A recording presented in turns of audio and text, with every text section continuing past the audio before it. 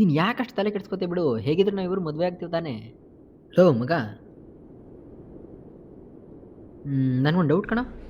ಸರಿ ಇರು, ಆಮೇಲೆ ಮಾಡ್ತೀನಿ. ಹೇಳೋ, ಏನು ಡೌಟು? ನನಗೆ ಈ ಜನ್ರೇಷನ್ ನೋಡ್ತಿದ್ರೆ ಈ ಡೌಟ್ ಬರ್ತಿದೆ. ಮೊದಲದೇನು ಕೇಳೋ ಮಗ. ಈ ಒರಿಜಿನಲ್ ತಾಳಿ ಅಂದ್ರೆ ಯಾವುದು? ಈ ಎಷ್ಟನದ ದಾರದಲ್ಲಿ ಎಷ್ಟನದ ಕಮ್ಮನ ಕಟ್ಟಿರ್ತಾರೆ ನೋಡಿದ್ಯಾ? ಅದೇ ಒರಿಜಿನಲ್ ತಾಳಿ. ಅದನ್ನು ಕಟ್ಟಿದ್ರೆ ಗಂಡ ಹೆಂಡತಿ ಇಬ್ಬರು ಅದಕ್ಕೆ ಗೌರವ ಕೊಟ್ಟು ಬಿಟ್ಟೋಗ್ದೇನೆ ಕೊನೆವರೆಗೂ ಜೊತೆಲಿ ಇರ್ತಾರಾ? ಆ ಥರ ಕನ್ಫರ್ಮ್ ಆಗಿ ಏನು ಹೇಳೋದಕ್ಕಾಗೋದಿಲ್ಲ. ಅದೆಲ್ಲ ಅವರವ್ರ ಕಷ್ಟ ಸುಖ. ಮತ್ತು ಈ ಚಿನ್ನದಲ್ಲಿ ಮಾಡಿಸ್ತಾರಲ್ಲ, ಒಂದೆಳೆ ಎರಡೆಳೆ ಸರದ ತಾಳಿ ಅಂತ, ಅದನ್ನು ಕಟ್ಟಿದ್ರೆ ಮೇ ಬಿ ಅದು ಒರಿಜಿನಲ್ ತಾಳಿ ಇರಬೇಕು. ಆದರೆ ಈ ಜನ್ರೇಷನಲ್ಲಿ ಅದನ್ನು ಕಟ್ಟಿದ್ರೂ ದೂರ ಆಗ್ತಿದಾರಲ್ಲೋ. ಅದು ಹಂಗಲ್ಲ ಕಣೋ. ಜೊತೆಲಿರೋದು ಮತ್ತು ದೂರ ಆಗೋದು ಒಬ್ರನ್ನೊಬ್ರು ಅರ್ಥ ಮಾಡ್ಕೊಳ್ಳೋದ್ರಲ್ಲಿರೋದು. ಅದಕ್ಕೆ ಅಂಡರ್ಸ್ಟ್ಯಾಂಡಿಂಗ್ ಚೆನ್ನಾಗಿರಬೇಕು.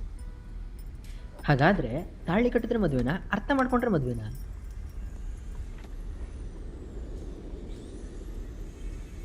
ಮಗ, ತಾಳಿ ಕಟ್ಟೋ 1 ಸೆಕೆಂಡ್ ಮುಂಚೆ ಆ ಗಂಡು ಮತ್ತು ಹೆಣ್ಣಿಗೆ ಸಂಬಂಧನೇ ಇರೋದಿಲ್ಲ. ಅದೇ ತಾಳಿ ಕಟ್ತಾ ಇದ್ದಂಗೆ ಅವರಿಬ್ರು ಗಂಡ ಹೆಂಡ್ತಿ. ಇದು ಆ ತಾಳಿಗಿರೋ ಮಹತ್ವ ತಾನೇ. ಅದೇ ತಾನೇ ಅದ್ರ ಪವರು. ಮಗ, ನೀನು ಅಬ್ಸರ್ವ್ ಮಾಡಿದ್ಯಾ? ನಮ್ಮ ಹಿಂದಿನ ಜನ್ರೇಷನ್ ಅವ್ರಿಗೆ ಅರ್ಶಿನ ಕುಂಕುಮ ಕೊಟ್ಟರೆ ಮೊದಲು ತಾಳಿಗಿಟ್ಕೊಂಡು ಆಮೇಲೆ ಅವ್ರು ಇಟ್ಕೋತಾರೆ. ಜೊತೆಗೆ ಆ ಗಂಡ ಮತ್ತು ಹೆಂಡ್ತಿಯಲ್ಲಿ ಹೆಂಡ್ತಿಗೇನು ಆಸೆ ಇರುತ್ತೆ ಗೊತ್ತಾ?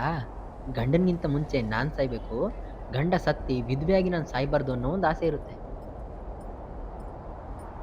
ನಮ್ಮ ಈ ಜನ್ರೇಷನ್ನಲ್ಲಿ ಕೆಲವರು ಮದುವೆ ಆಗಿ ಸ್ವಲ್ಪ ದಿನಕ್ಕೇನೆ ಹೆಂಡ್ತಿ ಗಂಡನ ಸಾಯಿಸಿರ್ತಾಳೆ, ಇಲ್ಲ ಗಂಡ ಹೆಂಡ್ತಿನ ಸಾಯಿಸಿರ್ತಾನೆ. ಆ ಜನ್ರೇಷನ್ ತಾಳಿನೇ ಬೇರೆ, ಈ ಜನ್ರೇಷನ್ ತಾಳಿನೇ ಬೇರೆನಾ? ಮಗ, ನಾನು ಸ್ಟಾರ್ಟಿಂಗಲ್ಲಿ ಲವ್ ಮಾಡಬೇಕಾದ್ರೆ ನಮ್ಮ ಹುಡುಗಿಗೆ ಒಂದು ಚೈನ್ ಕೊಡಬೇಕು ಅಂತ ಆಸೆ ಆಯಿತು. ಅದನ್ನು ಕೊಡೋದಕ್ಕೆ ಹೋಗ್ಬೇಕಾದ್ರೆ ಅವಳಂದು ನೀನೇ ಹಾಕು ಅಂತ ಅಂದ್ಲು. ನಾನು ಅದನ್ನು ಹಾಕ್ಬೇಕಾದ್ರೆ ತಾಳಿನೇ ಕಟ್ತಾ ಇದ್ದೀನಿ ಅನ್ನೋ ಒಂದು ಫೀಲಲ್ಲಿ ಹಾಕ್ತೆ. ಇದಾಗಿ ಸ್ವಲ್ಪ ದಿನಕ್ಕೆ ಅವಳಿಗೆ ಒಂದು ಮಣಿ ಸರ ಕೊಡಬೇಕು ಅಂತ ಅನ್ನಿಸ್ತು. ಸೇಮ್ ಅವಾಗಲೂ ಕೂಡ ಅವಳು ಅದನ್ನೇ ಹೇಳಿದ್ಲು, ನೀನೇ ಹಾಕು ಅಂತ. ನಾನು ಅದನ್ನು ಹಾಕ್ಬೇಕಾದ್ರೆ ತಾಳಿನೇ ಕಟ್ತಾ ಇದ್ದೀನಿ ಅನ್ನೋ ಒಂದು ಫೀಲ್ ಬರ್ತಾಯಿತ್ತು. ಹೀಗೆ ನಡೀತಾ ಇತ್ತು. ನಮ್ಮ ಫಸ್ಟ್ ಇಯರ್ ಲವ್ ಆ್ಯನಿವರ್ಸರಿಗೆ ಅವಳು ದೇವಸ್ಥಾನದಿಂದ ಒಂದು ದಾರ ತಂದಿದ್ಲು. ಆ ದಾರನ ನಾನು ಕಟ್ಟು ಅಂತ ಅಂದು, ನಾನು ಅದನ್ನು ಕಟ್ತಾ ಇರ್ಬೇಕಾದ್ರೆ ಅವಳು ಹೇಳಿದ್ಲು, ನೀನು ಕಟ್ತಾ ಇರೋದು ನನಗೆ ತಾಳಿನೇ ಕಟ್ತಾ ಇರೋ ಥರ ಫೀಲ್ ಆಗ್ತಾಯಿದೆ ಅಂತ. ನಾನು ಕೂಡ ಅದೇ ಫೀಲಲ್ಲಿ ಕಟ್ತಾ ಇದ್ದೆ. ಅದಾಗಿ ಸ್ವಲ್ಪ ದಿನಕ್ಕೆ ಅವಳು ನನ್ನ ಬಿಟ್ಟೋದ್ಲು. ಅಂದರೆ ಸುತ್ತ ಜನ ಇದ್ದಾಗ ತಾಳಿ ಕಟ್ಟಿದ್ರೆ ಮಾತ್ರನ ಮದುವೆ? ಇಬ್ಬರೇ ಇದ್ದಾಗ ತಾಳಿ ಕಟ್ಟಿದ್ರೆ ಅದು ಮದುವೆ ಅಲ್ವಾ? ಅಂದರೆ ಮಗ, ಸುತ್ತ ನಮ್ಮವ್ರು ಯಾರಾದರೂ ದೊಡ್ಡವರಿದ್ದರೆ ಅವ್ರು ಆಶೀರ್ವಾದ ಮಾಡ್ತಾರೆ. ಜೊತೆಗೆ ನಮ್ಗೇನೇ ಪ್ರಾಬ್ಲಮ್ ಬಂದರೂ ಕೂಡ ಮುಂದೆ ನಿಂತ್ಕೊಂಡು ಸಾಲ್ವ್ ಮಾಡ್ತಾರೆ. ಮತ್ತು ಅವ್ರ ಆಶೀರ್ವಾದ ತಗೊಂಡು ಮದುವೆ ಆದವರು ಕೂಡ ಬಿಟ್ಟೋಗಿದ್ದಾರಲ್ಲ. ಮಗ, ಇನ್ನೊಂದೇನು ಗೊತ್ತು?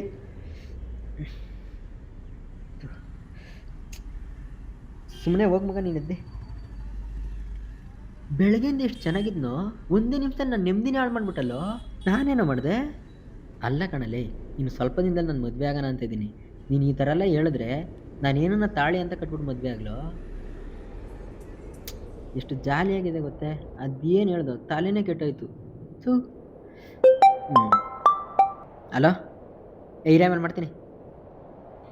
ಅಂದರೆ ಮಗ, ಚೈನ್ ಕಟ್ಟಿದ್ರೂ ಇಲ್ಲ, ಮಣಿ ಕಟ್ಟಿದ್ರೂ ಇಲ್ಲ, ದೇವ್ರ ದಾರ ಕಟ್ಟಿದ್ರೂ ಇಲ್ಲ, ಅರ್ಶಿನದ ಕೊಂಬು ಕಟ್ಟಿದ್ರೂ ಇಲ್ಲ, ಚಿನ್ನದ ಸರ ಕಟ್ಟಿದ್ರೂ ಇಲ್ಲ. ಮತ್ತು ಇನ್ನು ಯಾವುದನ್ನು ಕಟ್ಟಿದ್ರೆ ಗಂಡ ಮತ್ತು ಹೆಂಡತಿ ಇಬ್ಬರೂ ಅದಕ್ಕೆ ಗೌರವ ಕೊಟ್ಟು ಜೊತೆಲಿರ್ತಾರೆ.